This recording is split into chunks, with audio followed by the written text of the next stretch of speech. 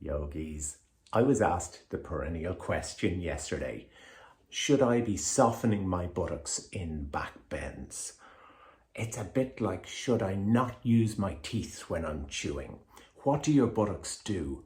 They stabilize you, they help you to move around, walking, they propel you forward, and they extend you at the hips. Now, extension at the hips is a key part of back bending. Not all of back bending is done in the back. It's done in the shoulders, it's done in the upper arms, it's done in the hips, it's done in the top legs.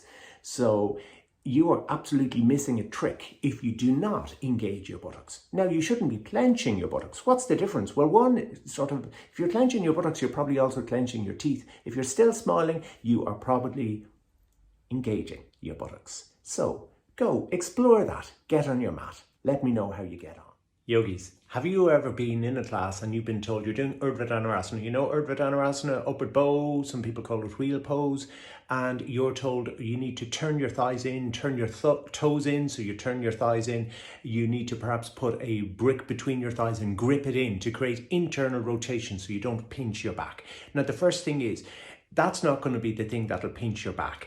Overdoing the pose, just being aggressive in the pose is much more likely to pinch your back. But the fact is, you need a little external rotation to effectively go into a back bend. What I recommend is you take a belt, have it a loop at hip width, bring it just above your knees, and that's going to keep your legs in neither internal nor external rotation, but then hit out into it. So you're creating the action of external rotation without the spread or the movement of external rotation. Try it, play with it, explore it, get on your mat. When you do a sitting pose, an asymmetrical sitting pose, which is your primary leg? What do I mean? You know Marichasana, either of the Marichasanas. Which leg do you mainly focus on? I'm going to hazard a guess. That's the bent leg. You spend ages on the bent leg, you may not think so much about the other leg.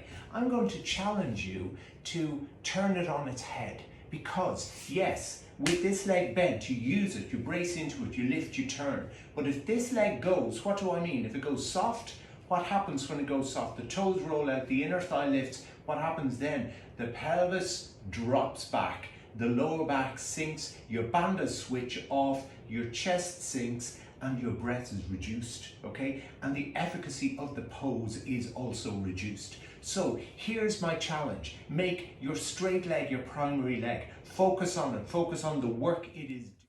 Yogis, I was asked a great question. Should I inhale or exhale coming into a back bend?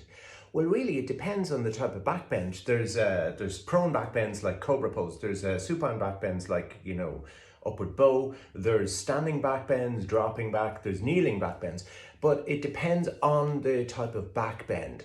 If you look at the anatomy of your diaphragm, when you inhale, your diaphragm drops down into your abdomen, toward your abdomen, creating intra-abdominal pressure, okay? Which, like a beach ball being pressed down, causes a little bit of bulge. So that doesn't lend itself so well to back bending. So generally, if I'm doing a supine back bend like Urdhva Dhanurasana, I would do it on an exhalation.